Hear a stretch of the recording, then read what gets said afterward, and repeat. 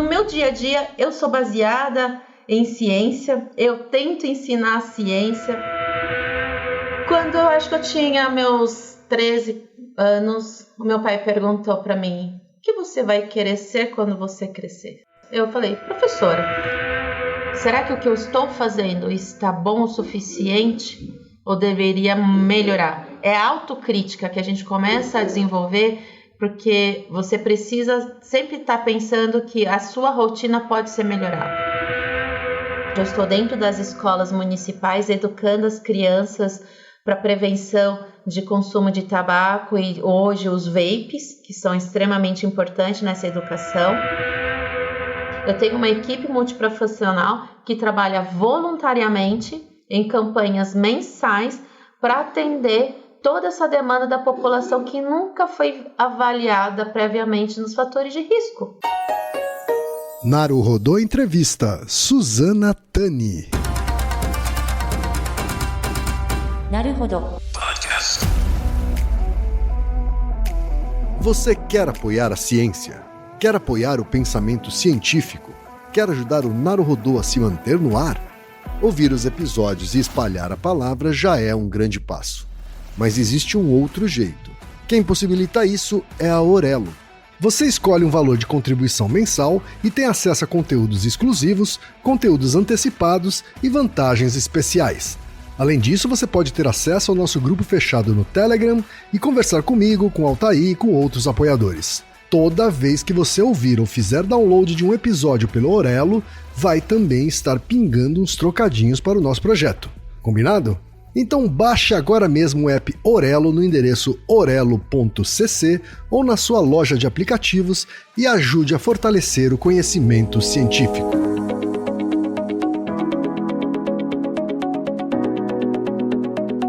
Ilustríssimo ouvinte, seguimos com a série Naruhodô Entrevista, que está trazendo conversas descontraídas com cientistas brasileiras e brasileiros que contam sobre suas trajetórias, seus pensamentos e seus campos de atuação. Neste episódio, vamos falar com a Suzana Tani. Suzana Érico Tani possui graduação em Medicina, doutorado em Fisiopatologia em Clínica Médica e livre docência em Pneumologia, todos pela Universidade Estadual Paulista Júlio de Mesquita Filho, a Unesp de Botucatu. Atualmente é professora associada da Unesp, foi presidente da Sociedade Paulista de Pneumologia e Tisiologia, coordenadora da Comissão de Epidemiologia e Pesquisa Clínica da Sociedade Brasileira de Pneumologia e Tisiologia, com responsabilidade na construção de guidelines nacionais de conteúdo respiratório. Desde 2010 atua como docente do curso MECOR, Methods in Epidemiologic, Clinical and Operations Research, da American Thoracic Society e da Associação Latino-Americana do Tórax. Atualmente é docente líder do nível 2 para a realização de manual de procedimentos operacionais e plano de análise estatística. É editora associada do periódico Jornal Brasileiro de Pneumologia na área de Epidemiologia e DPOC, na Revista Médica Brasileira na área de Pneumologia e da Frontiers Medicine Respiratory Disease, atua como guest editor nos periódicos Frontiers in Case Report in Respiratory Disease e Women in Science Pulmonary Medicine 2023. Desde 2008, atua em estudos multicêntricos sobre doenças respiratórias. Faz parte do 4 Consortium for Clinical Characterization of COVID-19, pelo EHR, liderado por pesquisadores da Harvard Medical School de Boston, Estados Unidos. Tem experiência na área de medicina, com ênfase em pneumologia, atuando principalmente nos seguintes temas: doenças pulmonares, doença pulmonar obstrutiva crônica, tabagismo e Covid-19. Vamos então para a conversa com a Suzana?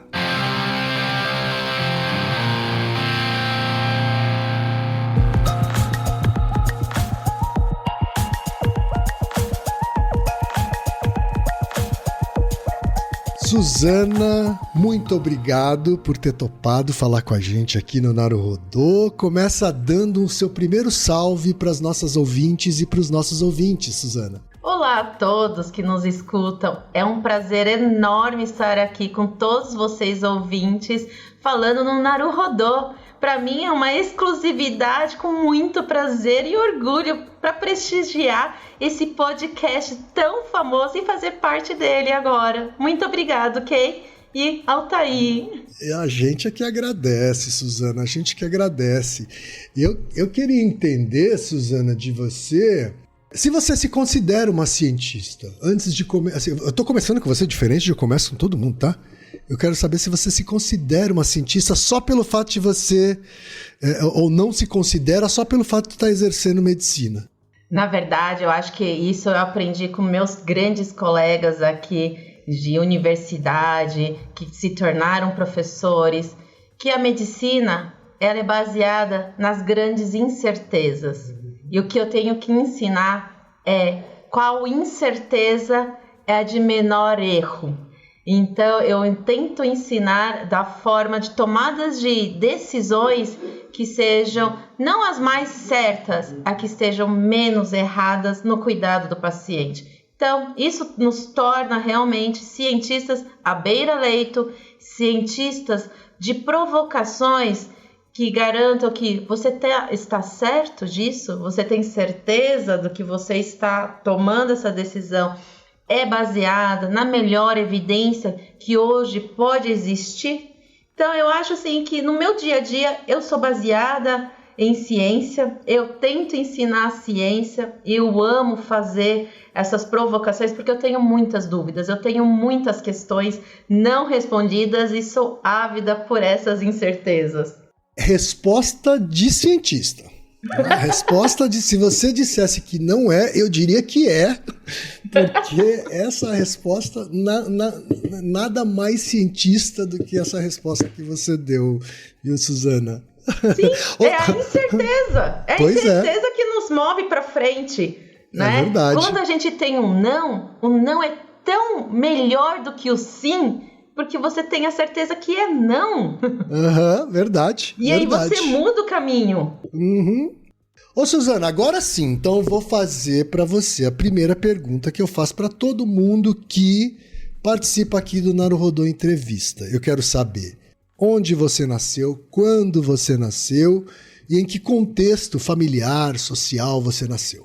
Bem, acho que meu sobrenome Tani já denota aí uma conotação que eu venho da descendência japonesa. Então eu sou descendente da terceira geração, então eu sou Sansei, para quem não conhece, né? Eu sou neta de japoneses, tanto de parte de pai como parte de mãe.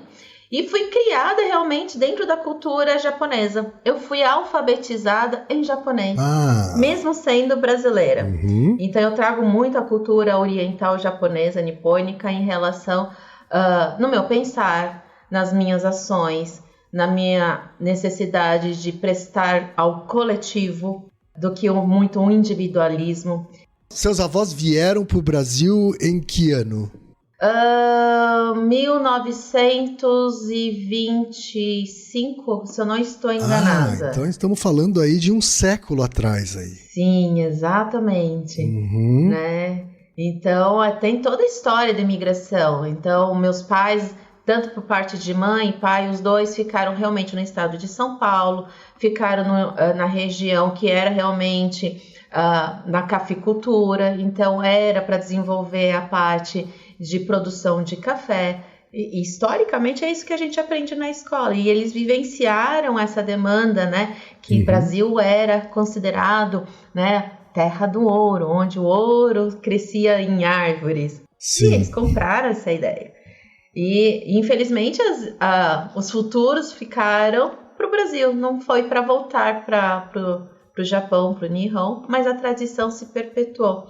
Então, assim, a cultura, isso foi muito ligada desde a minha criação, da estrutura familiar, né, de como que era a organização matriarcal também em relação à responsabilidade da família. Então, a tradição da alimentação, das atividades físicas e do coletivo. E lógico que depois de uma certa infância, a gente tem que também se adaptar à cultura brasileira. Afinal, hoje eu sou muito mais brasileira do que japonesa. Você nasceu quando? Eu nasci em São Paulo, capital. Então, eu sou paulistana. da extrema zona sul de São Paulo. Em que bairro? Guarapiranga. Guarapiranga, tá? Perto da represa. Guarapiranga, então eu participava do Nihongaku, de Kaikan da represa Guarapiranga, fazia parte do Senenkai, organizava as festividades, jogava Yakyu, quem não sabe, Yakyu é beisebol em português. Você jogava Yakyu? Jogava Yakyu. Olha só, eu joguei durante muito tempo, não sei se você sabe, assim, muito tempo mesmo. Isso assim, não foi reportado. Cheguei a ser da seleção brasileira. Eu era reserva, mas cheguei. Então você deve conhecer muitos meus amigos também que eram da seleção. Porque na verdade temos a mesma faixa etária, não preciso conotar aí. Depois vamos trocar figurinhas. Eu acho que você tá numa faixa etária inferior, mas enfim. Não, estamos falando ali do time de Copercutia, de São Paulo, do Giants. Sim, conheci muita gente desses times todos, todos eles. Né, do Sansui. Sim, eu fui Sansui. Sansui? Eu fui Sansui, né, que é um time meio temporário, assim, né? O Sansui foi um time meio temporário, porque foi uma época em que o Sansui, né, a empresa Sansui resolveu patrocinar um time, né, e era um time meio catadão, assim, sabe? Era um time que vinha jogadores de vários times diferentes, né? Eu era um deles. Eu tenho o Boshi do Sansui até hoje. Olha, eu não tenho. Eu não tenho, olha só. Sabe? Mas depois a gente troca essas figurinhas, então. Essas figurinhas assim, Reginaldo, você corta essa parte, tá? Não precisa cortar, não precisa cortar. Mas continua. E sempre participei dessas atividades e quando eu acho que eu tinha meus 13 anos, o meu pai perguntou pra mim, o que você vai querer ser quando você crescer? Com 13 anos? Com 13 anos. Eu falei, professora. Foi uma resposta bate-pronto, assim? Bate-pronto. Quero ser professora. Porque naquela época a minha realidade era numa escola pequena, né? Era com crianças, eu adorava ficar com crianças, né? Brincar com as crianças. Então eu gostava de ensinar as crianças. E ele me perguntou, além dessa profissão de professora, qual outra profissão que talvez você gostaria de ser? Certo. Não sei o porquê, eu disse médica. Não porque eu tinha pensado talvez em medicina, porque eu não sabia direito o que era médica, eu morria de medo, odiava ir para o pediatra, né? Tomar aquelas injeções, sabe aquelas farmácias antigas que cheiravam, né? Sim, clorofórmio, né? Tinha cheiro de clorofórmio. Na verdade, eu sou da época das seringas de agulha de metal e de vidro, então tinha todo o processo de esterilização. E aquelas farmácias de armários de madeira. Certo. Né? Uhum. Então, eu morria de medo. Por que você acha que respondeu médica naquele momento, hein? Não sei. Não sei o que o meu inconsciente fez comigo. Mas esse foi um divisor de águas, porque ele falou assim, olha, independente da profissão que você precisa, como você tem aí a carreira de professora e de médica, você precisa partir para uma construção de competitividade, porque infelizmente graduação ainda, o ensino superior no Brasil, ele é competitivo, sempre foi, né? E a gente precisa ser inserido nessa competição onde eu não tinha vivência de competitividade. E fui para uma escola realmente de competição, né? Então, hoje ele é visto como escola de elite, tá? Uhum. Mas ele foi um divisor de água porque eu aprendi a ser resiliente nas minhas diversidades, talvez intelectuais, de aprendizado, de educação, e ficar exposta a realmente um ambiente que talvez não fosse o mais acolhedor, porque você tem um objetivo muito claro que vamos passar num vestibular, esse é o objetivo. Não é somente terminar o ensino médio, mas terminar entrando numa universidade e sabia que isso dependia muito da minha dedicação. Então aí você realmente entra numa pré-adolescência, adolescência com engajamento que talvez é difícil hoje a gente passar o que era a nossa realidade para essa geração mais atual. Eu acho que a gente tem um gap aí muito grande, né, dos nossos pais que passaram a reconstrução pós-guerra, da necessidade de sobrevivência, não fazer com que os filhos passassem pelos mesmos processos de grandes dificuldades, né, econômicas. Então, eu sou muito grata nesse contexto onde eu pude ter um conforto na minha fase que eu mais precisei a me dedicar ao estudo. E que a gente pudesse transformar. Eu passei por uma realidade muito parecida, assim, né? Fui o primeiro da família a ir para uma faculdade, antes de mais nada, assim, sabe? Então, já começa por aí. E você nunca teve dúvida, nunca titubeou no meio do caminho, porque você decidiu tão cedo, ou você pelo menos declarou tão cedo que queria ser professora e médica, no meio do caminho, correu o risco de uma mudança aí? A gente sabe que no final da história você acabou sendo médica, mas no meio do caminho, como que foi? No meio do caminho, eu não me enxergava fazendo outras áreas que eram divididas. Então, assim, a gente entra dentro do mecanismo educacional, ele já pré-estabelecido. Então, você tem que se adaptar. Não é que o externo se adapte a você. Você precisa ser adaptado ao externo. Essa é a grande dificuldade, eu acho que hoje que a gente tem em relação a educar, né? E aí eu tinha que escolher biológicas, humanas ou exatas, né? Eu não me via como humanas. Eu sempre fui uma pessoa com muita dificuldade de comunicação. É mesmo? É mesmo. Não tá dando para acreditar muito aqui pela conversa, mas na época...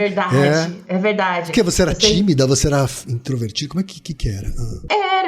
Na verdade, eu sempre fui muito tímida. Parece que não sou, mas eu tive que fazer todo um preparo, né? Eu tive que ter aí um ensinamento pedagógico por trás, e eu acho que a comunicação, para mim, era uma barreira muito grande. E humanas, na verdade, eu nunca consegui entender por trás, era dificuldade de interpretação de línguas. Eu sempre tive a dificuldade da língua portuguesa, porque para mim a língua brasileira, né, português não era a minha, na verdade, forma figurativa, né? Ele não foi a minha primeira... Sua primeira língua. Exato. Então, assim, eu tive todas essas barreiras. Então, eu ficava entre biológicas e exatas. Mas eu sempre fui muito mais biológica. Eu sempre fui muito mais nas incertezas do que na acurácia das exatas. Da matemática Entendi. Mas teve que ser boa em matemática para poder passar. Hein? Mas a matemática nunca deixou a minha distância. Eu sempre gostei dos desafios da matemática, das exatas. Né? Matemática em si, não vamos pensar em física, né?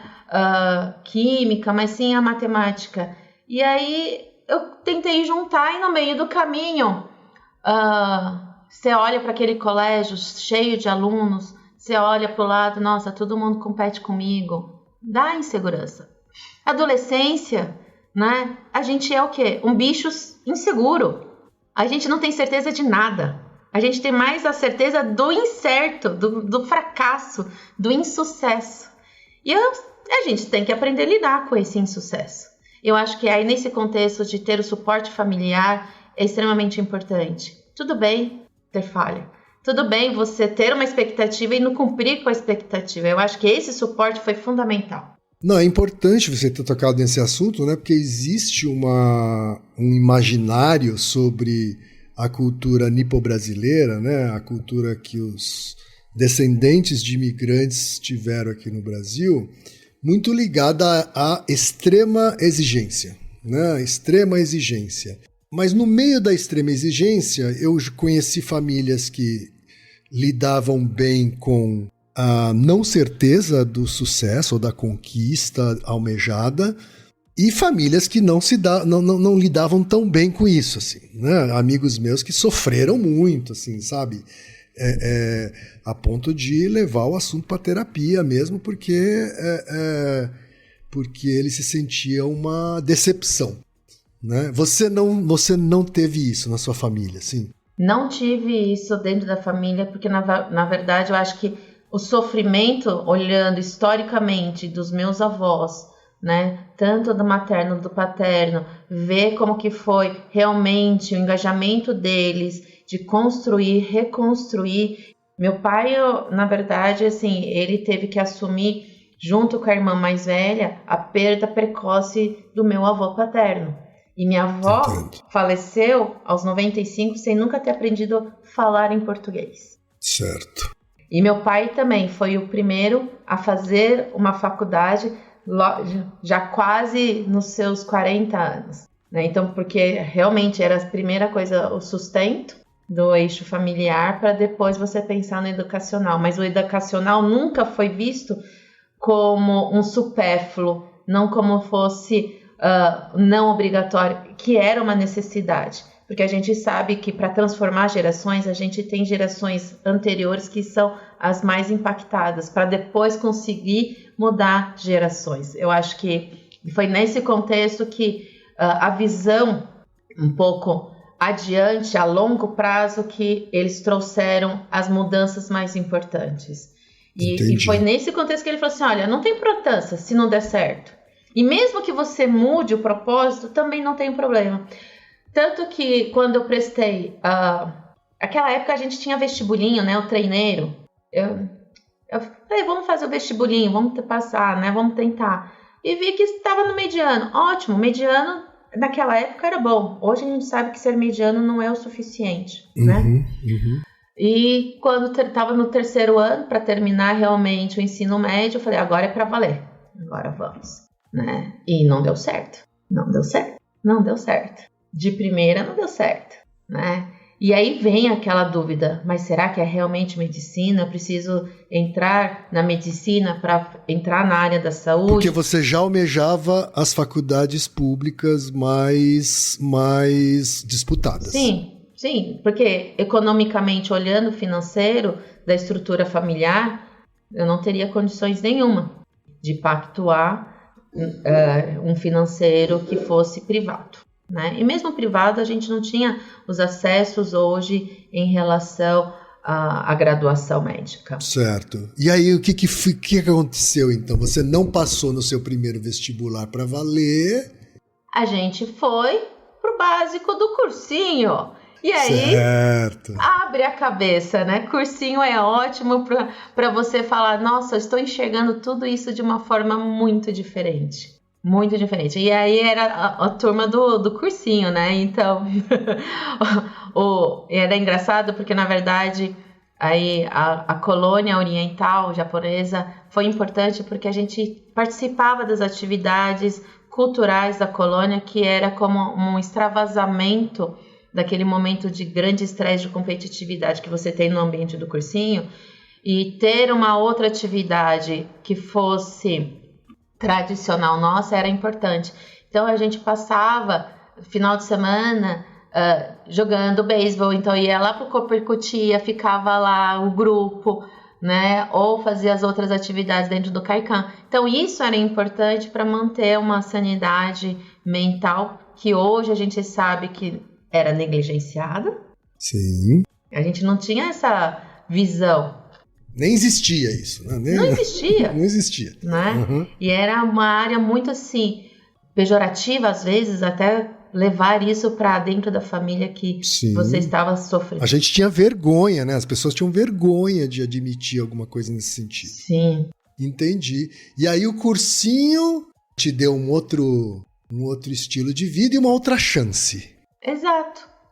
A possibilidade de tentar novamente. Que aí você aprende na resiliência que você sempre tem uma outra tentativa. Você está partindo do não. Se você tentar se esforçar, talvez um sim apareça. Às vezes vem muito não antes de um sim. Mas quando você tem um sim, você comemora o sim. Uhum. Não é? Tudo na sua vida é assim. Você fez medicina onde? Aí, eu até brinco que eu vim parar aqui em Botucatu. Ah, você está em Botucatu ainda? Eu estou em Botucatu. Então eu tenho hoje mais tempo de vida sendo botucatuense do que paulistana. Então você ingressou na Unesp de Botucatu, na medicina. Sim. E fixou sua vida aí. Fixei. Foram acontecendo decisões. A gente já fala das decisões, sem spoiler. Não, sem spoiler. Me conta essa sua ida para Botucatu. Me conta o ingresso, como é que foi a sensação de conseguir entrar, a decisão de ir morar longe de São Paulo, né? E não sei se longe da família também. Me conta como foi. Botucatu apareceu meu nome na lista de espera. E aquela, não sei se você recorda, a lista da FUVEST, Unicamp, da VUNESP, saía no jornal, num domingo.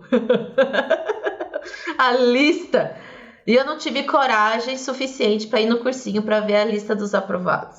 Então, eu sabia que se eu tivesse passado em alguma das universidades principais, alguém me ligaria lá do cursinho, no sábado, que era o dia que saía antes do jornal. E sabia, ninguém me ligou. Então eu sabia que eu não tinha passado. Olha só.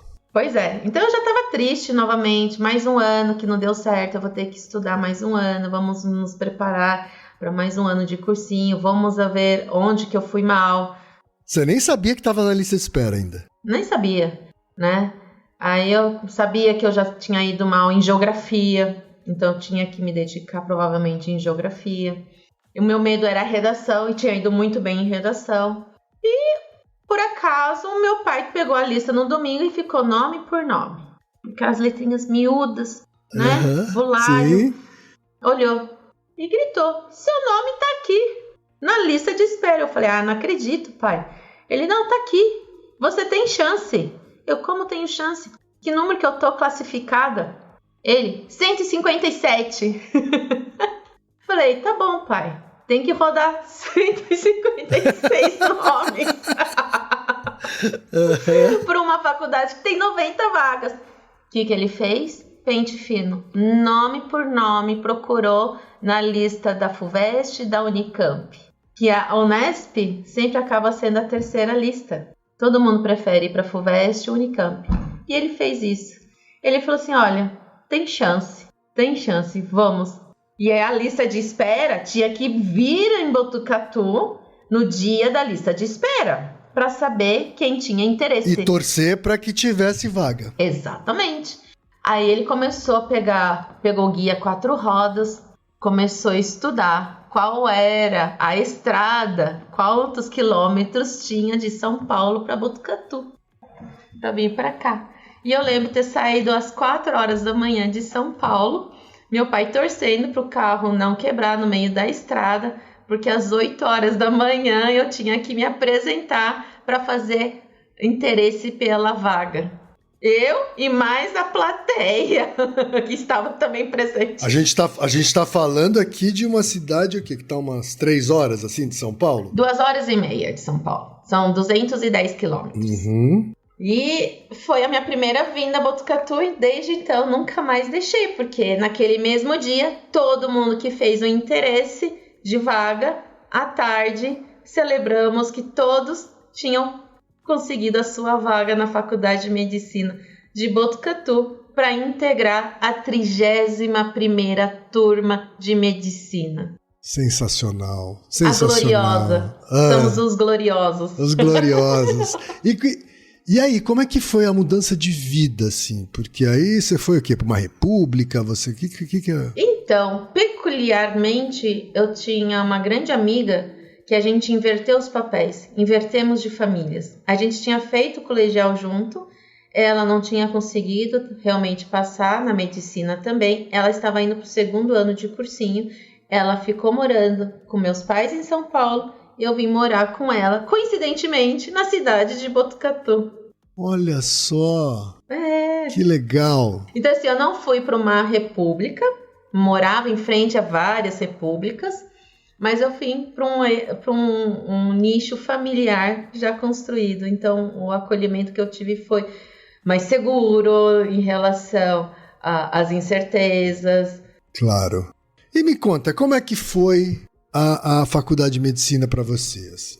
O que você guarda de bom e o que você guarda de não tão bom também, assim, que você viveu na faculdade? A graduação da medicina, na verdade, ela me traz muito mais boas memórias do que más recordações. Eu acho que a gente teve um aproveitamento de contato com a excelência dos professores que se dedicavam aqui integralmente ao ensino e pesquisa. Então, todos os meus professores, desde o básico até o internato, eram professores extremamente expoentes, grandes conhecedores, grandes líderes da área de atuação que eles tinham e com dedicação, né? Então, a fala deles era muito emotiva, de comover, né? Porque eles foram os grandes fundadores da faculdade. A Faculdade de Medicina de Botucatu, ela não é tão antiga como as demais. Certo.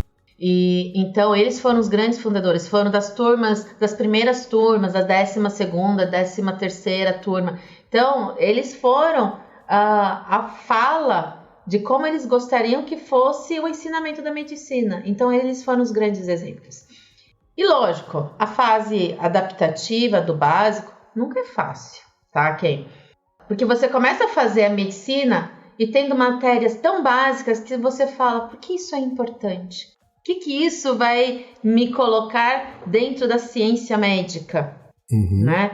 Era muita matéria que era de memória, né? Então pegava bioquímica. Por que eu tinha que decorar ciclo de Krebs? Já ouviu falar? Eu não faço a menor ideia do que seja isso. Mas tem nome de doce pra mim. Mas não é um doce. Não é um doce pra gente palatar. Ele traz mais um amargor, assim, se eu pensar em algum com efeitos de sabor, ele me traz um amargor, porque ele foi tão duro. Mas porque você precisa aprender conceitos tão moleculares para entender como que uma molécula que cria a energia para a célula sobreviver é tão importante dentro da medicina. Hoje eu entendo a influência e hoje eu passo isso dentro do contexto da educação dos meus alunos. Por que o básico é tão importante quando a gente está olhando para a beira-leito para aquele paciente, né? Mas naquele momento eu tinha que decorar. Então, lógico, karaokê sempre esteve conosco, né? Não é verdade? Kê? Verdade. Então a gente cantava.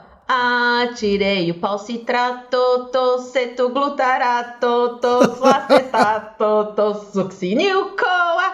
Era a forma da gente trazer outros sensores. E você vai vendo como que a gente usou o aprendizado que hoje a gente consegue ensinar muito melhor com uma estratégia de memorização e entendimento. Então, você usa essas musiquinhas ainda hoje, assim, para ajudar as pessoas a memorizarem?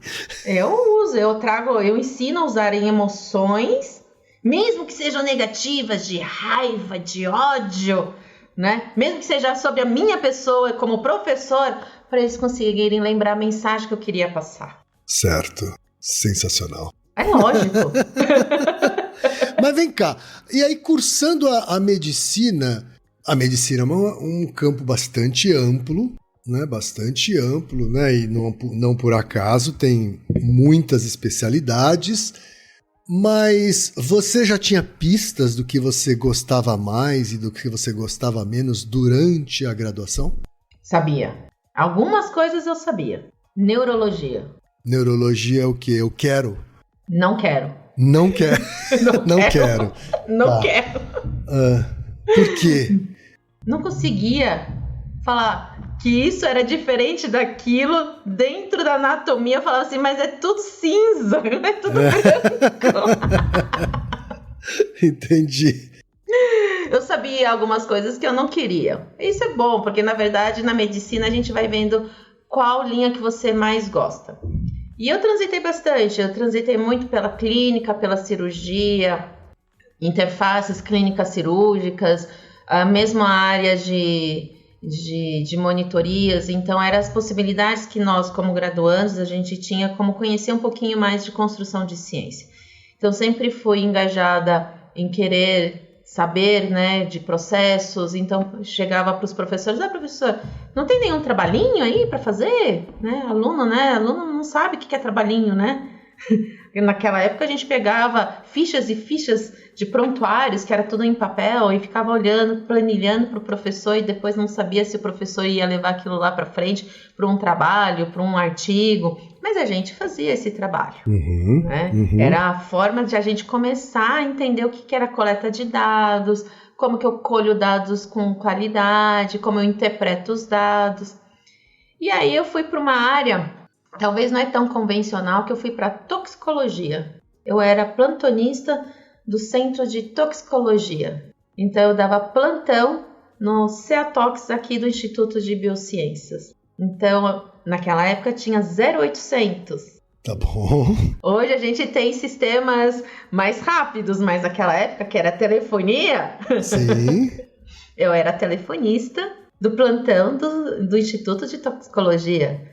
As pessoas que, sei lá, passavam mal porque tomaram alguma coisa ou comeram alguma coisa. Exatamente. Então, a gente assessorava serviços de emergência que estivesse atendendo algum paciente que tivesse ingerido uma planta Comigo Ninguém Pode, que tinha tomado algum produto específico de pesticida, ou que tinha tido uma reação que eles não sabiam elencar quais seriam as possibilidades de agente externo. E aí a gente teria que saber orientar essa pessoa como que fazer proteção, né? Do risco de saúde, quais são as intervenções, como ele conseguiria coletar material para fazer a avaliação precisa. Então a gente assessorava isso à distância, com livros. Então eu era uma bibliotecária. Tinha livros, exatamente. E as pessoas que tiraram, ela na maioria das vezes outros médicos, então, assim, médicos que estavam lidando com uma situação... Médicos, enfermeiros, algum profissional de saúde que estivesse trabalhando em algum setor de emergência, né? Porque o nosso Hospital das Clínicas, ele não era só de Botucatu, ele atendia toda uma macro-região. E você curtia isso? Você curtiu estar na toxicologia? Eu gostei muito, porque na verdade até hoje eu guardei os aprendizados em relação à toxicologia, né? Então, diferenças de como que vai trabalhar com fosforado, clorado, carbamato, piretróide. Então, assim, o que isso tem a ver na minha área respiratória hoje? Quase nada, mas a gente sabe olhar. Tanto que eu falo assim, esse daqui paciente está tendo toxicologia, intoxicação por tal coisa. Então, assim, a agregação de valores, de conhecimento, né, que na medicina é extremamente possível. A gente nunca para de aprender. Uhum. E é muito legal. E em determinado momento, você vai para a especialidade que você exerce até hoje. Não. Como é que foi o caminho? Então me conta. Teve então. várias momentos. Fases? Fases, não, na verdade, assim, eu gostava muito de pequenos procedimentos, né, cirúrgicos. Eu era habilidosa em pequenos procedimentos, eu sempre tinha esse perfeccionismo. Talvez até da cultura oriental, sabe? Você ser muito bom para produzir uma espada. Uhum. A mesma coisa, eu tinha essa habilidade para fazer pequenos procedimentos. Eu tinha um alto nível de concentração e manuseio manual, realmente. E aí eu comecei a fazer uma iniciação científica dentro da urologia em relação à urologia infantil. Então, minha linha de cuidados era malformações de hipospádia infantil. Quando você fala em pequenos procedimentos, me dá um exemplo do que é uma cirurgia dermatológica. Tá. Vamos pensar, tá?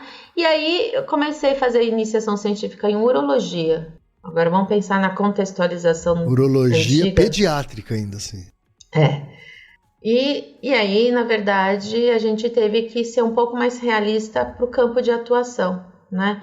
Eu saberia que ia ter muita disparidade de trabalho, de mercado de trabalho, se eu seguisse nessa linha. Então, eu tive que fazer uma reflexão profunda do que mais eu gostava, além de ser da urologia infantil. E aí, eu tentei a área também de atuação, que seria dermatologia, que eu também faria pequenos procedimentos cirúrgicos e também teria a parte clínica, que era o que eu gostava. Entendi. E aí, prestei. Fui focada. Dermatologia. Só que dermatologia a gente sabe que tem um nicho realmente extremamente competitivo. E aí a gente sempre vai para a guerra pensando num plano B também, né? A gente tem um plano A, plano B. Meu plano B era ser clínica. Eu gostava de clínica, medicina interna. E a medicina interna naquela época não é o que é atualmente, que hoje obrigatoriamente você faz 2 anos de medicina interna, de clínica médica, para depois escolher especialidade. Naquela época eu tinha que decidir já diretamente qual a área da clínica médica que eu queria ser. Endócrino, reumato, cardio, né? Isso mudou então? Mudou. Antigamente você então... Tinha que ser acesso direto. Entendi. Você tinha que escolher a área para ir fazer a clínica médica naquela área já. É isso? Hoje é o inverso. Hoje você faz 2 anos de clínica médica para depois escolher a especialidade. Entendi. E aí eu tinha falado assim, olha, eu gosto muito de pneumo. Né? O que é eu gosto muito de pneumo, assim? Porque... Eu gosto muito de pneumo. Posso pensar assim, você tem que pensar o que mais você vivenciou durante a sua graduação. Sei. Então, eu pensava, reumatologia, o que eu vivenciei na reumatologia? Laboratório. Era pedir exames de sangue para pensar no raciocínio clínico. Aí, cardiologia, né? Coração. É tuntar, tuntatum, tuntatá. E eu nunca fui boa nesse tuntatá. No truntar, né? Meu ouvido acho que nunca foi treinado para esses codinomes. Então eu falei assim, não, eu gosto mais talvez do respirar. Né? Certo. E eu gostava dos pacientes. Gostava de gastro também, gostava de nefro. Então tinha essas 3 áreas. Mas eu tinha que escolher uma naquela época e tinha escolhido pneumo. Mas aqui em Botucatu eu tinha prestado dermato. E aí o que aconteceu, Ken? Te dou uma chance. Não deu certo? Lógico, não deu certo. É mesmo? Se tivesse certo, talvez eu nem estaria conversando hoje com você aqui. Eu ia ser dermatologista. Sim. Porque dermato era, na época, a sua primeira opção, assim, é isso? Era a primeira opção. Mas você tinha também os seus planos B ali. Exato. E aí, coloquei o plano B em ação. Não deu certo o dermato. Mas seus planos B tinham vários, né? Tinha pneumo, mas tinha gastro, tinha... Nefro. Reumato, Não, mas aí passou que tinha sobrado vaga de residência em Botucatu. Incrivelmente. E eu tive então a segunda chance. E aí a segunda chance deu certo. Virei pneumologista.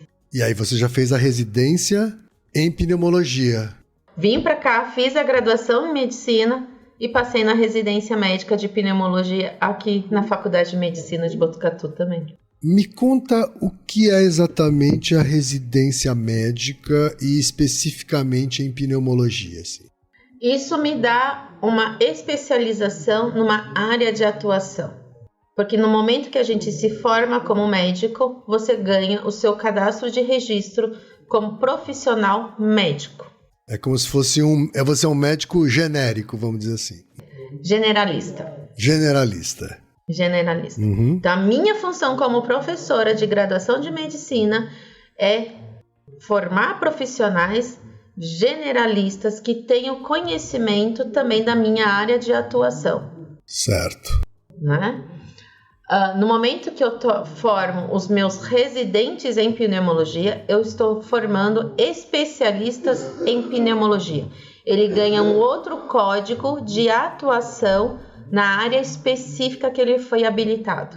Uhum. Então, quando você fez a residência já em pneumologia, você pegava casos exclusivamente que tinham alguma coisa relacionada à pneumologia, respiratório. É isso? Exatamente. Uhum. Exatamente. Então, eu fui treinada para fazer essa especialidade, né? De atuação no grande cuidado da área respiratória. São 2 anos de treinamento. E qual a diferença entre pneumologia e tisiologia? Na verdade, a gente sabe que a sociedade médica é de pneumologia e tisiologia. Tá? Certo. Tisiologia é quem cuida realmente da tuberculose. Então, eu fui habilitada para ser pneumologista e tisiologista. A tisiologia é de uma doença também de fundo respiratório, mas muito específicas, é isso? É, a tuberculose. Então, hoje somos pneumologistas, tisiologistas. E aí, como é que foi? Como é que seguiu, assim? Porque você fez 2 anos de residência, é isso? 2 anos de... Qual é o próximo passo? Um ano de clínica médica e 2 anos de especialidade. E aí, Ken, eu acho que o mais importante a gente passa por momentos da carreira médica que trazem muita angústia. Uma delas é o que eu vou ser quando estiver me formando. A primeira etapa, né? Sim. Eu sendo professora da medicina, eu tenho que devolver para a sociedade excelentes profissionais médicos que vão cuidar da população, como generalistas, né? Mas a minha obrigatoriedade não para aí. A minha obrigatoriedade como professora é também devolver para a sociedade excelentes pneumologistas fisiologistas, para que saibam cuidar especificamente a área respiratória. Então, eu acho que aí, e é nesse momento que termina a residência, é o segundo momento de grande instabilidade que existe na nossa carreira. Porque quando você tem que cortar o cordão umbilical, estou caindo para o mundo, o que eu vou fazer? Primeiro, entender que a gente consegue sobreviver, né? Segundo, controlar nossa ansiedade, porque nem tudo precisa chegar ao mesmo tempo. Uhum. E aí eu acho que ter o olhar de mentoria faz toda a diferença. A gente, como professores e educadores, acompanhar o caminho desses novos jovens, que faz falta hoje, talvez, de terem pessoas que possam auxiliar a condução desse caminho. A gente, no Brasil, tem muito pouco em relação a esses intuitos de mentoria para carreiras de novos jovens especialistas ou novos médicos, para guiar e conduzir tomadas de decisões que possam impactar aí anseios, ansiedades, né, de profissão. E você teve a sua mentoria? Sim, você teve? Não tive. E por isso que eu acho que... Isso teve um preço para você, assim? Teve, porque na verdade a gente não sabe se naquele momento está tomando a melhor decisão, se não está, né? Se é o mais certo. E talvez hoje, com um pouco mais de maturidade, eu consigo exemplificar com muito mais conhecimento para quem me procura sobre um aconselhamento. Não me julgo mentora, mas eu me julgo habilitada a falar a experiência que tive e possibilidades de outras visões que talvez eles não consigam enxergar. Certo. Talvez tenha dado certo, porque muitos dos meus ex-residentes que estão distantes, em estados tão longínquos aqui de Botucatu, ainda me ligam, né? Me mandam mensagem pedindo aconselhamento. E talvez essa abertura é extremamente importante. Não tenho dúvida disso, mas você pessoalmente não teve esse canal, né? Esse canal de apoio.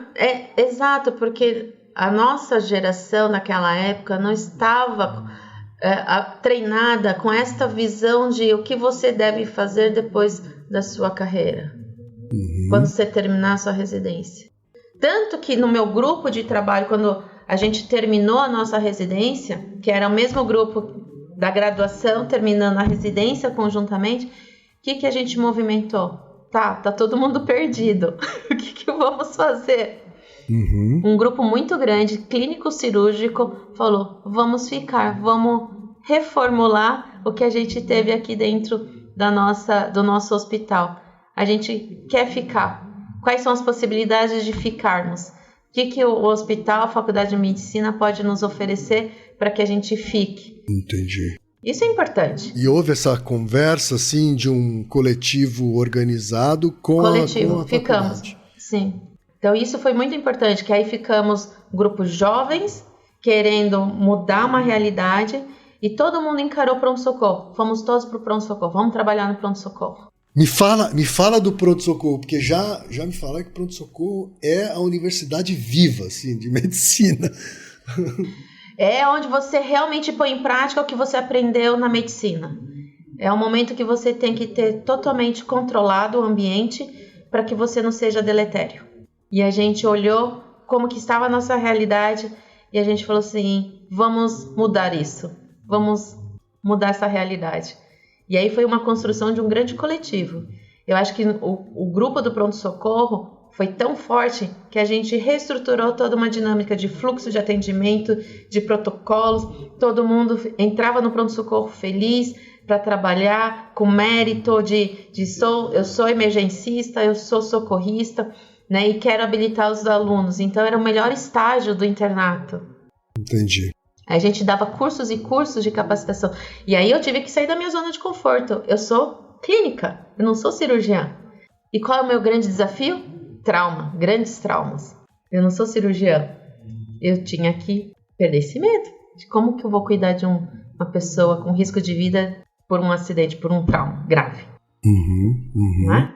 E aí a gente vai buscar os cursos de aprimoramento. E aí foi aí que eu fui fazer um curso de Advanced Trauma Life Support, que é o chamado ATLS dentro da medicina. Que é um grupo validado, tá, norte-americano, que trouxe o modelo de treinamento e capacitação de habilidades de atendimento de trauma para você aumentar aí realmente a sobrevida das pessoas pré-hospitalar e intra-hospitalar.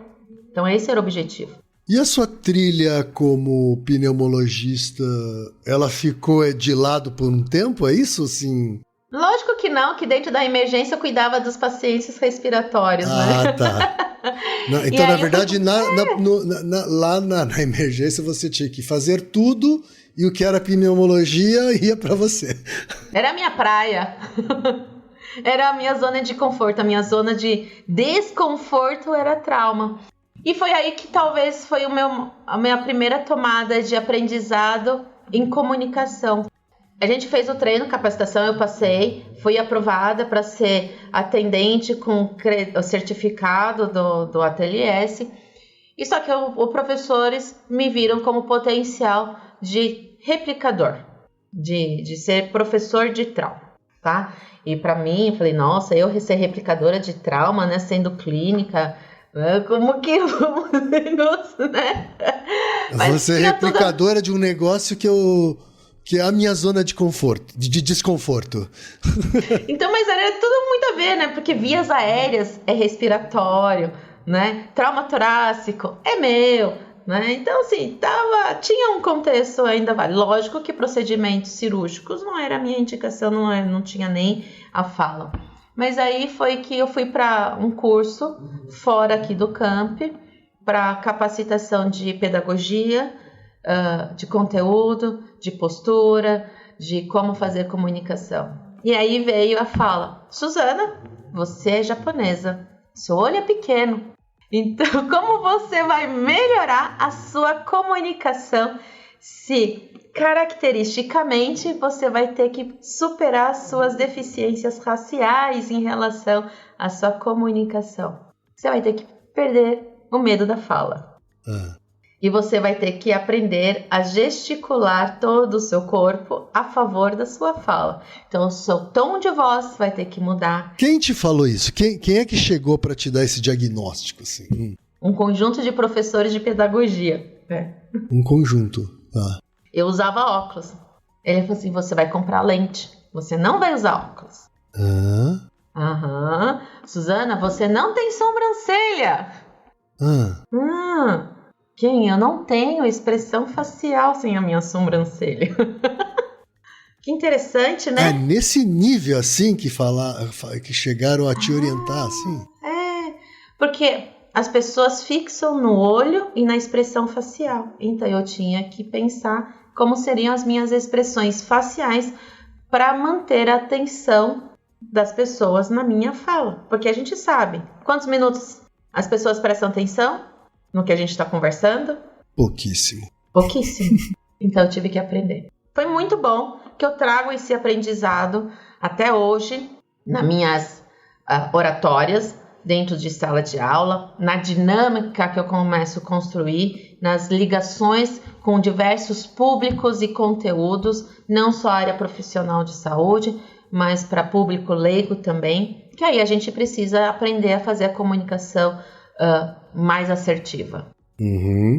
Eu acho que isso foi um grande aprendizado, porque se eu não tivesse entrado nessa zona de desconforto, eu não teria tido esse aprendizado, porque dentro da medicina, dentro da faculdade de medicina, ninguém te ensina a ser um pedagogo. Verdade. Aliás, acho que em área nenhuma, né? Na verdade... Te ensina a ser médico, Mas professor médico é como você vai passar a mensagem da profissão, do conteúdo, ninguém te ensina. Então, assim, hoje a gente tem outros laboratórios que conseguem transformar um pouquinho mais essa forma acessível, Mas esse conjunto de professores foi uma junta educacional importante, assim, então, para você. Foi. Ninguém é importante. Isso me traz à tona realmente, olha, a minha oratória é boa? Não é boa. Você não acha boa? Péssima. Vamos falar, me dá um trava-língua em português. Sou péssima. É mesmo? Sou péssima. Por quê? Encontros consonantais para nipônicos é difícil. É trava-língua. É difícil. Se você não treina, realmente é muito difícil.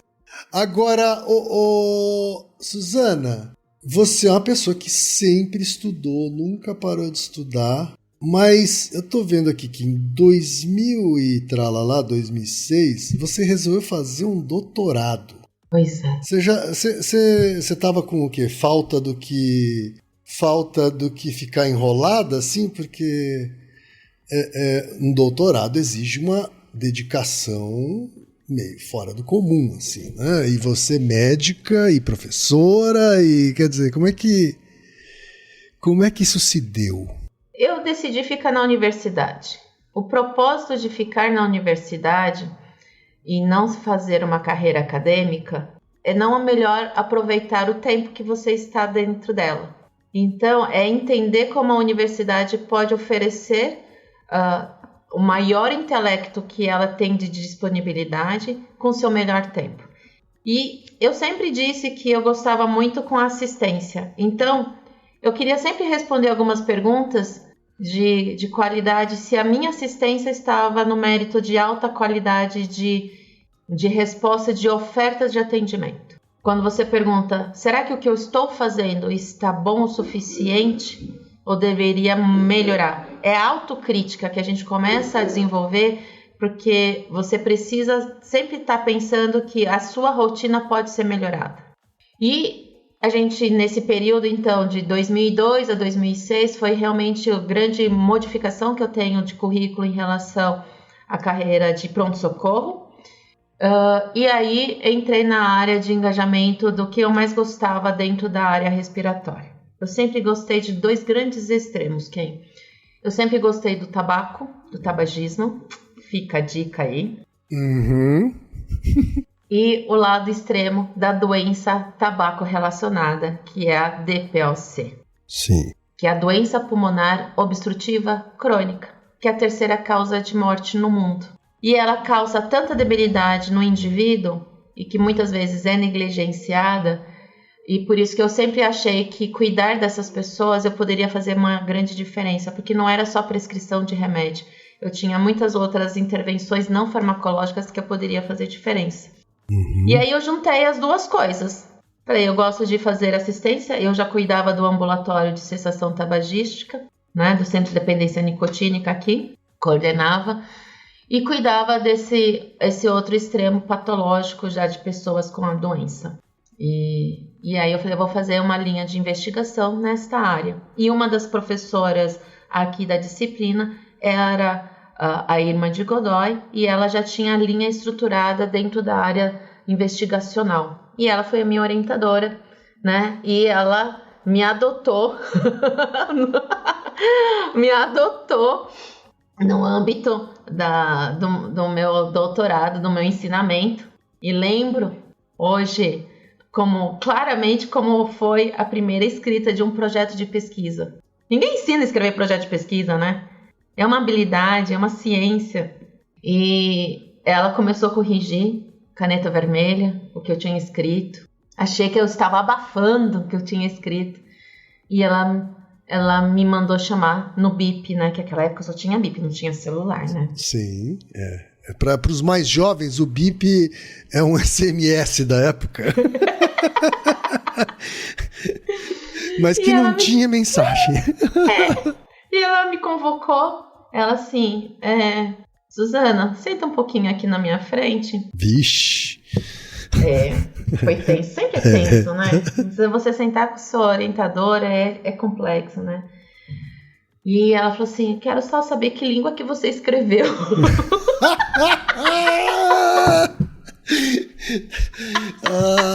Bom, o lado bom é que foi com humor. Eu achei que eu estava escrevendo em português, mas pela pergunta eu estou achando que eu escrevi em japonês. Ela assim, eu não estou entendendo a ordem. Você muda as ordens dos adjetivos. Eu falei, então, acho que é do japonês mesmo. E aí, assim, foi um grande aprendizado. Então, para mim, escrever português é uma arte, é uma ciência, né? E é um exercício que a gente não deve perder. Então, para mim, é sair da zona de conforto novamente. Minha segunda zona de conforto é escrever. Escrever em português. Mas agora, me conta sobre o seu estudo. Meu estudo. Ela sempre estudou inflamação sistêmica. Tá, o que é isso? Inflamação? O que é isso? Inflamação. O que a palavra te traz a conotação de inflamação? Uma coisa que está pegando fogo, não é? Está inflamado, inflamável. Isso. Exato. Inflamação quer dizer fica vermelho, inclusive. Que você está passando por um processo de desbalanço, desequilíbrio. Por que você está inflamado? Porque você está com um processo que o seu corpo está tentando combater uma coisa que está desbalanceada. E a gente sempre buscou essas afirmações do porquê. Por que isso está acontecendo nesta doença, nesta patologia? Porque se eu conseguir talvez controlar, talvez eu tenha a eureka, né? Que se a doença é progressiva, se é um desbalanço pelo aumento da inflamação e eu conseguir reduzir a inflamação, talvez eu consiga evitar a progressão da doença. Esse era o nosso racional. A investigação era de inflamações em pessoas que tinham DPOC? Exatamente, em DPOC. E aí eu falava assim, olha, duas hipóteses que eu tinha. A inflamação, ela é maior conforme maior gravidade da doença. Então, pessoas mais graves, o que é o nosso racional? Deve ser pior. Tá. Possa existir outros fatores que possam piorar essa inflamação.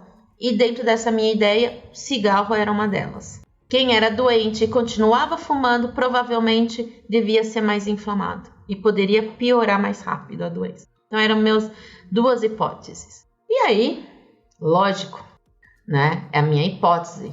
Vamos desenhar. E aí eu comecei a coletar dados. Então a gente aprende tudo que é boas práticas em clínica, pesquisa clínica. Como descrever um projeto, parecer de comitê de ética, aplicação de termos de consentimento livre e esclarecido, como que você dialoga com um sujeito de pesquisa, né? Como que você acompanha esse sujeito de pesquisa. Eu acho que isso é extremamente importante, a gente poder ensinar as pessoas hoje como fazer pesquisa, como fazer construção de ciência ética e transparente. E aí foi o contexto que eu trabalhei de 2006 a 2008 dentro do meu doutorado. Se você for ver, foi um doutorado rápido, que a gente tem 4 anos. 4 anos eu fiz em 2 anos. Então, bem curto. Deu tempo de ter resultados? Deu, porque na verdade eu aprendi a ser uma pessoa pragmática com o meu tempo. Se meu tempo é finito, eu tenho que aproveitar meu tempo. Então, se eu estou lá trabalhando na coleta de informações, eu preciso coletar as informações. Eu não posso procrastinar. Ninguém vai fazer o que é meu trabalho. Esta é a regra. E aí a gente foi para o laboratório. Foi a época que eu fui aprender a como pipetar, né? Sabe aqueles laboratórios que a gente aprendeu, né, de cientistas, usa lá aquelas roupas, vestimentas, aqueles equipamentos. Então, fui aprender. Né? Sai do hospital e vai para o laboratório. Usar equipamentos extremamente sensíveis. Eu acho que isso faz parte do conhecer. Sem dúvida. E aí eu consegui coletar os resultados e começar a trabalhar nos resultados, interpretar os resultados, né? Entender o que os resultados estão te falando. E aí preliminarmente, em 2006, já que você está vendo o meu CV, deve ter aí uma apresentação de trabalho que a gente tinha ganho um prêmio europeu de resumo apresentado no congresso. Eu fui apresentar o trabalho em Munique. E eu lembro a sala cheia, tipo 1.000 pessoas na sala. Vamos sair da zona de conforto de novo. Vamos aprender a se comunicar em outra língua, né? Então vamos lá falar em inglês. Para um monte de alemão. Não, era congresso internacional, então era para congresso mundial. Então tinha bastante alemão, mas tinha todo mundo, tá? Tinha, né? E os grandes expoentes da minha área de atuação de DPOC da área respiratória. Sensacional, mas um medo gigantesco, é isso? Eu não preciso nem falar que, na verdade, como que meu corpo respondeu meia hora antes, com falsos desfalecimentos, com taquicardia, ansiedade, suador, sensação de morte iminente. É realmente saída da zona de conforto. Mas a gente sabe que é capaz, e eu acho que nesse aspecto a orientadora teve a presença marcante de solidariedade, de estar presente, né? Porque você vai lá inexperiente, mas no público você sabe para quem você pode olhar e direcionar a fala, você ter um foco para sua fala, né? Treinada, decorada. E aí eu apresentei os resultados, qual era a minha hipótese? Que quanto maior a gravidade, maior a inflamação. Eu não achei isso. Não? Não? O que você achou? E aí, que decepção, né? É o primeiro não. Primeiro não da ciência. O que eu vou fazer? Não tinha. E eram meus dados. Um dos professores da mesa. Aí essa experiência não foi agradável, confesso. Que eu não estava preparada. Eu estava preparada para qualquer pergunta. E aí, na verdade, a experiência não foi adequada porque, de forma... Mas até humilhante, ele me colocou... você sabe que seus resultados estão contra o mundo. Porque todo mundo esperava que maior gravidade traria maior gravidade de inflamação. Os seus resultados estão contrários ao que o mundo pensa. Como que você pode explicar seus resultados? Com samba? Ele falou isso? Falou. Que babaca. Imagina eu, uma iniciante da construção de ciência, num público internacional de grandes líderes, ter que responder na mesma altura, não sendo agressiva em relação a este questionamento. E lógico, né? Vamos até pensar, eu não tenho nem tão cara da miscigenação brasileira que temos, né? E eu falei assim, olha, infelizmente não será com samba que responderei essa pergunta, porque eu também não tenho todos os outros fatores que possam estar relacionados aos meus resultados e talvez eu não consiga responder de forma mais acurada a este questionamento. Ok, né? Você desce, branca, pálida de um púlpito, vai lá sentar, suando frio ainda, digerindo toda aquela situação que você não estava preparada, da humilhação, e você vai para um contexto outro, move on, segue em frente. Só que, né, nesse mesmo dia, a apresentadora seguinte de mim, de um outro trabalho, era um trabalho polonês, e dentro desse trabalho polonês, tinha o mesmo conteúdos parecido conosco e também que tinha falhado em mostrar talvez o que era a hipótese de inflamação. Que era uma hipótese parecida com a sua, sim? Hipótese parecida com a minha. Instantaneamente a minha orientadora levantou, foi para o microfone e perguntou abertamente para toda a plateia: muito bom saber que os seus resultados são parecidos com os nossos brasileiros e que não estamos sozinhos, contrários ao mundo. Temos vocês também junto conosco. E eu também queria saber, uma segunda pergunta, é que se na Polônia vocês também dançam samba para explicar os resultados. Isso foi a Irma, isso que... Sim, memorável. Memorável.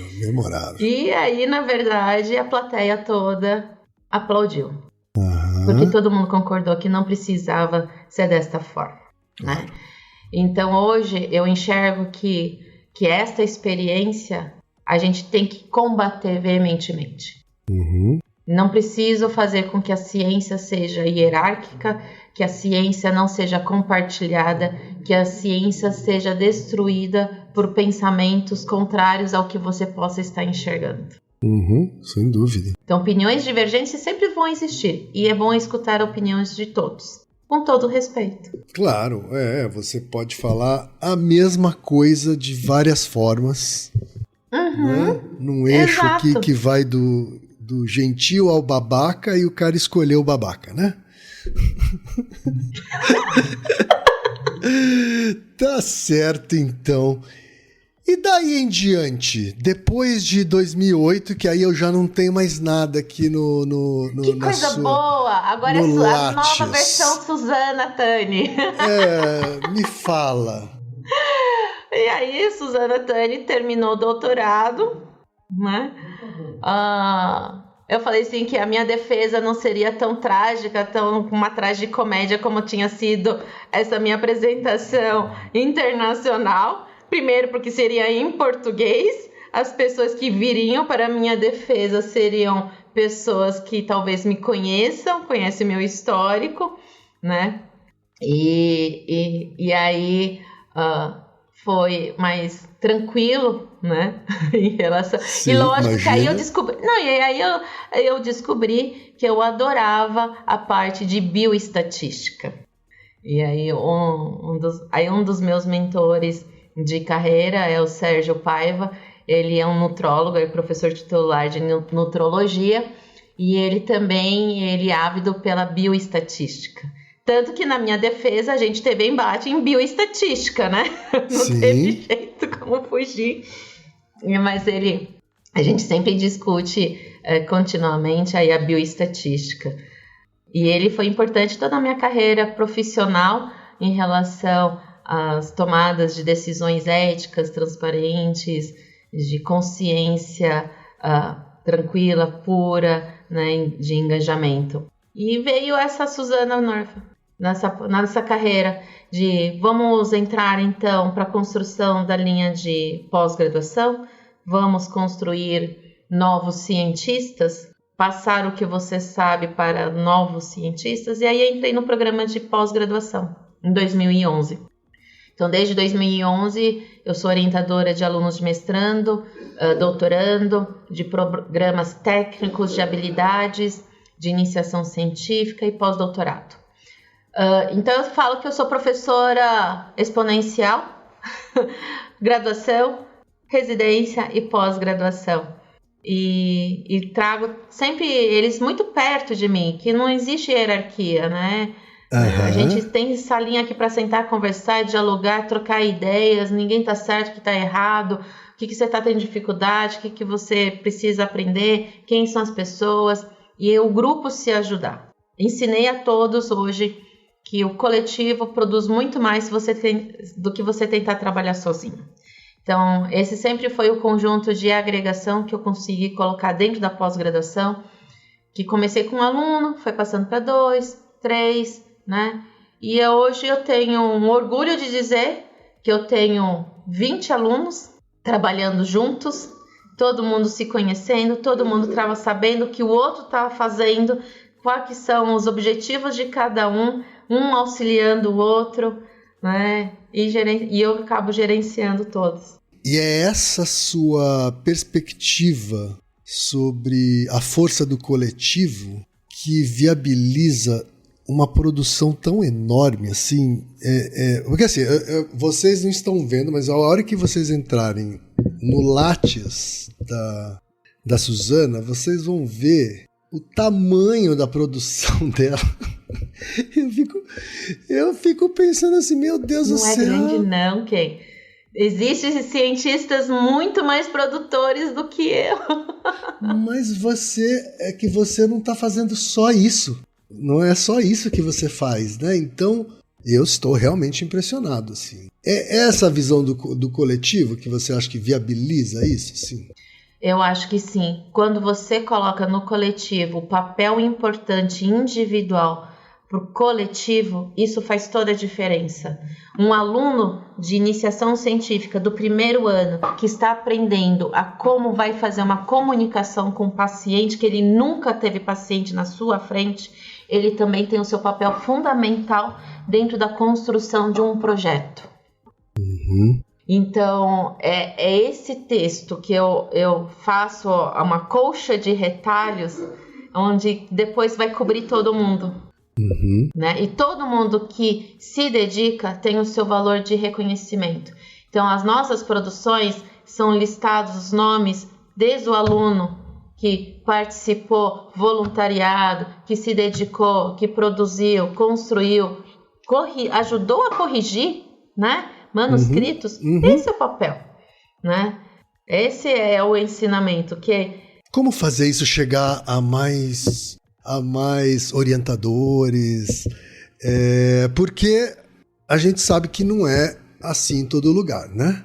Sim, mas eu acho que a gente possa ter essa sensibilidade, porque quando a vontade do coletivo é o mesmo, o coletivo produz muito mais e muito mais rápido. Isso vem da cultura oriental, não é? Sim, verdade. Eu acho que fazer parte de um Haha no Kai é isso. Por que num dia de cozinha, todas as mães juntas produzem muito mais? Porque é melhor, é mais rápido. E, inclusive, nessa cozinha aí, a autoria passa a não ter mais importância. Não tem mais importância, não é? Porque o mais importante é dar a comida na boca das pessoas. Sim, sem dúvida. Eu brinco que eu parto para grandes desafios, porque eu gosto de mudar a minha rotina. Eu acho que isso talvez venha da minha necessidade de continuar sempre buscar talvez novos ideais, novas lutas. Então, assim, construir ciência não é fácil. A gente teve aí a pandemia gigantesca que impactou, né, todo mundo. Eu aprendi muito com a pandemia em ajudar a auxiliar, criar protocolos de proteção e de cuidado, reger conjuntamente com outros líderes aqui do hospital, como fazer coordenação e de todo um hospital, de que não houvesse desvios de protocolos de tratamento e implantar inúmeros protocolos de pesquisa clínica que pudessem mudar a assistência, e a gente conseguiu mostrar. Então, hoje um dos medicamentos que ainda se utiliza em paciente hospitalizado, fomos nós aqui que também que participamos. Então, a gente conseguiu treinar em tempo rápido profissionais de saúde que nunca pensaram em fazer pesquisa clínica. E hoje a gente tem um centro de pesquisa clínica extremamente de alta excelência aqui dentro, né? Eu acho que isso é um legado que a gente deixa como aprendizado e que a gente tem que perpetuar, porque agora não depende mais só de mim. Isso é o mais legal, né? Um movimento que depende de Suzana. Eu acho que isso é importante. E aí veio desse coletivo um desafio que eu assumi, que eu sempre trabalhei dentro das sociedades médicas, né? Aí veio um desafio grande que era ser presidente da Sociedade Paulista de Pneumologia e Tisiologia. Então era a Sociedade de São Paulo, e ser líder, sendo do interior, não estou na capital, conheço todas as diversidades do interior do estado, que é extremamente heterogêneo. Sempre tive muitas conexões com os outros pneumos de cidades pequenas, sei de como que é a realidade, como é acesso diagnóstico, como é a rede pública. E aí a gente começou a engajar em outros projetos também dentro da Sociedade Paulista, de trabalhar em conjunto, de fortalecimentos de outros centros, de inovar. Eu acho que eu sempre gostei de desafios inovadores, de projetos novos. E antes de terminar minha presidência, ano passado, fui questionada por que eu não parava para pensar um pouquinho em saúde pública. Se eu cuido tanto tempo de tabagismo e doenças pulmonares, por que eu não facilitava a acessibilidade, a equidade de acesso e a integralidade deste paciente que está dentro da rede pública? E aí comecei a desenhar juntamente com alguns outros professores de outras áreas, nada a ver, tá? Então, assim, inteligência artificial, né? Comunicações, para pensar, que eu acho que além de ser professora médica, a gente tem que ser educador para a população, porque a universidade leva esse conceito do extensionismo, o quanto que a gente pode mudar a realidade de uma sociedade, estando inserida dentro da sociedade. Foi aí que começou embrionariamente um projeto que eu logo de cara chamei Inspire, porque ele no inglês vira Inspire, com o mesmo significado, não somente põe o ar para dentro, inspire, mas inspire outras pessoas, inspire saúde respiratória. Que a gente sempre fala em doenças, só que eu esqueço muitas vezes de promoção à saúde. O que eu posso dar de educação de saúde respiratória? E aí nasceu o meu programa Inspire Saúde Respiratória para garantir que toda a rede de assistência à saúde pública, primária, secundária e hospitalar fizesse a integração de diagnóstico precoce e de segmento monitorado das pessoas que pudessem ter impactos grandes. Se a gente perdesse o timing de diagnóstico, ela ficaria muito mais vulnerável, com maior risco de hospitalização, de maior impacto na qualidade de vida. E começamos a desenhar isso juntamente com a gestão municipal, gestão hospitalar, e aí a gente conseguiu emplacar o primeiro programa de saúde respiratória que integrasse também diagnóstico precoce de rastreio de câncer de pulmão. Uau!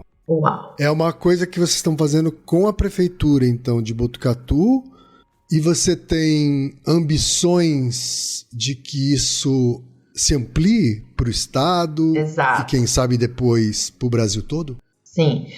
Então, na verdade, a gente teve que fazer realmente como um estudo de caso para que a gente fomentasse quais são os grandes pilares que estivessem envolvidos dentro do programa.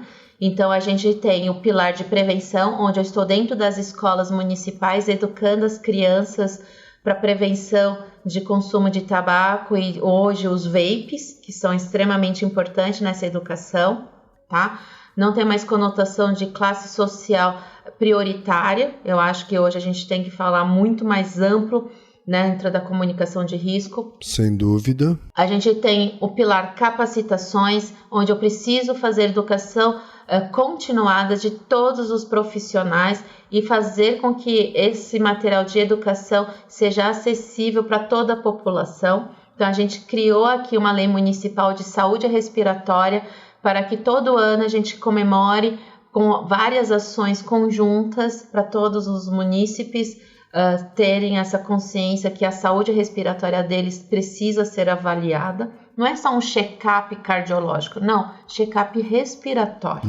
A gente está sofrendo impacto ambiental. A poluição ambiental hoje, ela é importante nos riscos de doenças respiratórias. Eu preciso educar a população sobre isso também. Sim. Né?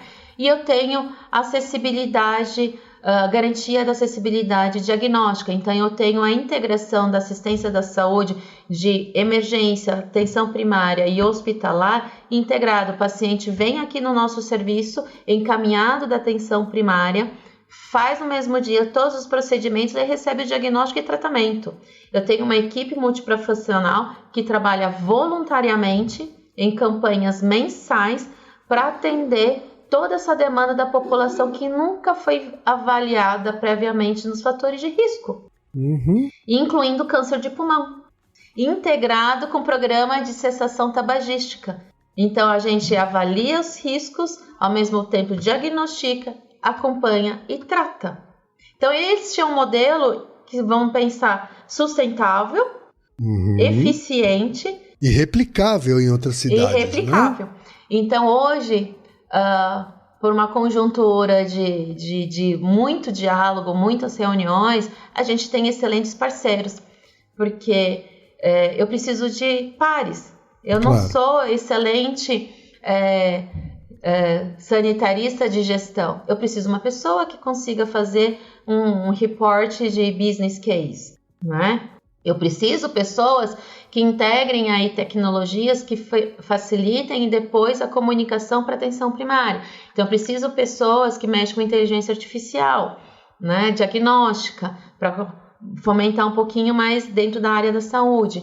Eu preciso facilitar minha comunicação com a atenção primária. Então, hoje eu gerencio a saúde digital, junto aqui com o hospital, para dentro da rede, né? E isso como dentro de um projeto dentro do Estado. Por quê? Tudo vai se caminhando para o mesmo fronte. Já está caminhando e a gente pode direcionar projetos, programas integrativos, porque você minimiza recurso necessário para sair do papel. E aí, como a gente começou isso, transparecer os resultados, e eu estou dentro ainda da Sociedade Paulista, porque a Sociedade Paulista não capilariza isso, porque eles têm muito mais vozes, muito mais pneumologistas, tem muito mais Suzanas, né? Então, hoje eu tenho colegas como o William Salib, que é o presidente da Sociedade Paulista, levantando a bandeira. Vamos fazer. A Sociedade Paulista também é uma instituição que representa não somente os pneumologistas, mas toda uma sociedade. Né? É o papel de melhorar a saúde pública. Sim, sim. Então, a gente está levando esse modelo para municípios diferentes. Então, a gente está levando adaptações do programa para municípios que queiram que a gente também trabalhe. Então, Guarulhos é uma cidade que a gente está tentando modificar a realidade. Legal. Você deve estar muito feliz. Muito feliz, porque você... Com um projeto que gerou resultados tão rápidos e tão concretos, né? Sim, porque a maior satisfação é você estar atendendo uma população que é usuária do SUS, e eu sou 100% SUS, que fala para mim, doutora, faziam 2 anos que eu estava esperando uma consulta de pneumologia. A gente pode ser um divisor de água, a gente pode promover saúde. Sem dúvida. A gente pode facilitar. Sem dúvida. E você está fazendo isso. Mas por quê? Porque o coletivo está comprando realmente que o trabalho conjunto pode modificar a realidade. A gente pode transformar a realidade. Não precisa ser tudo de uma vez. A gente vai construindo um tijolinho por tijolinho. Verdade. A gente dá o passo que a gente consegue. Mas a gente precisa de pessoas. E eu não posso deixar de me lembrar daqueles seus pais dizendo para você, se não der certo esse ano, vai ter outra chance. E você foi aquela garota que acreditou nisso e que hoje está fazendo a diferença aí na sua cidade, em outras cidades, e eu tenho certeza que isso vai alcançar cada vez mais gente, viu, Suzana? Exato, eu acho que é um projeto de vida para que caminhe para próximas gerações que não dependam da gente. Isso realmente é um legado. Sim, porque é um legado público. Sem dúvida. Suzana, foi realmente um prazerzão. Viu? Eu falei que eu falo demais, Ken. Mas não fala mesmo. Foi um prazer te conhecer sua história, conhecer suas iniciativas. E espero que quem ouvir essa entrevista também enxergue a potência que é a Suzana Tani e os grupos que ela constrói em torno dela, né, para que a força do coletivo faça a diferença. Suzana, muito obrigado pela conversa, viu? Eu que agradeço, Ken, você me colocando tantos adjetivos ali agregados aí para um lado tão positivo. Isso me faz pensar se realmente estou à altura realmente de atrair. Eu acho que o exemplo ele pode ser replicado em qualquer área, né? Se a gente pensar no coletivo, nas pessoas de formas agregadas, a gente consegue realmente trazer mais pessoas para próximo. E quem quiser, que venha conhecer nosso serviço. As portas estão abertas, viu, Ken? É isso aí, ó. Lá na Faculdade de Medicina da Unesp de Botucatu, Obrigado de novo, Suzana. E Naruhodô, ilustríssimo ouvinte. Douma arigatou gozaimashita yo. E você já sabe, aqui no Naruhodô, quem faz a pauta é você. Você tem alguma pergunta pra gente ou quer comentar algum episódio? Escreva pra nós. podcast@naruhodô.com.br. Repetindo? podcast@naruhodô.com.br. E lembre-se, mande nome completo, idade, profissão e a cidade de onde você está falando. É isso aí. Naruhodo. Esse podcast é apresentado por b9.com.br.